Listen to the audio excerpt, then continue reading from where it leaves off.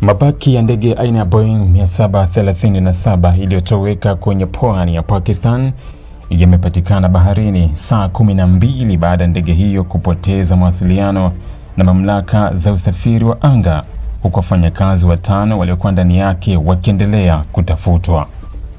Tukio hilo limeibua wasiwasi mkubwa nchini Pakistan, ambapo vikosi vya uokoaji vinaendelea na operesheni kubwa ya kutafuta manusura na kukusanya ushahidi wa ajali hiyo.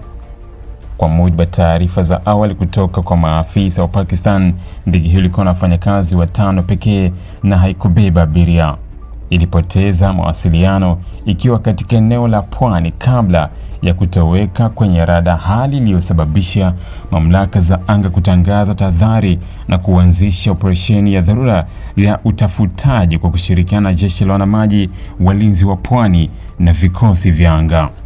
Baada ya takriban saa kadhaa za msako mkali, timu za utafutaji zilifanikiwa kubaini eneo ambalo mabaki ya ndege yalikuwa yakielea baharini. Ugunduzi huo ulithibitisha kuwa ndege hiyo ilianguka majini, lakini hadi sasa hakuna taarifa rasmi kuhusu kupatikana kwa wafanyakazi watano waliokuwa kwenye ndege hiyo. Waokoaji wameendelea kuchunguza eneo hilo kwa kutumia meli maalum, boti za uokoaji na vifaa vya kisasa vya kutambua vitu vilivyo chini ya maji ili kuongeza nafasi ya kuwapata. Maafisa wameeleza kuwa operesheni hiyo ni ngumu kutokana na hali ya bahari, mawimbi makubwa na kina kirefu cha maji katika eneo ambalo ndege hiyo ilianguka. Hata hivyo, wamesema kuwa juhudi zote zinazowezekana zitaendelea kufanywa mchana na usiku ili kuwatafuta wafanyakazi hao na kurejesha sehemu muhimu ya ndege kwa ajili ya uchunguzi.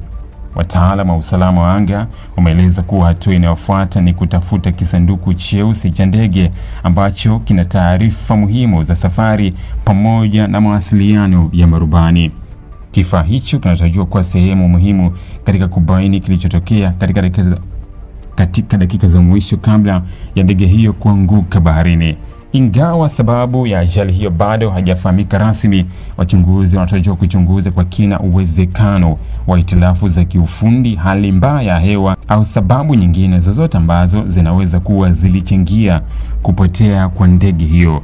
Mamlaka zimewataka wananchi kuepuka kusambaza taarifa ambazo hazijathibitishwa hadi uchunguzi rasmi utakapokamilika. Familia za wafanyakazi waliokuwa ndani ya ndege hiyo zimeendelea kusubiri taarifa kutoka kwa mamlaka, huku zikiwa na matumaini ya kupata habari kuhusu wapendwa wao. Pakistan imeahidi kutoa ushirikiano kamili katika operesheni ya utafutaji na uchunguzi, ikisema kuwa taarifa zaidi zitatolewa kadri shughuli za uokoaji na uchunguzi zitakavyoendelea.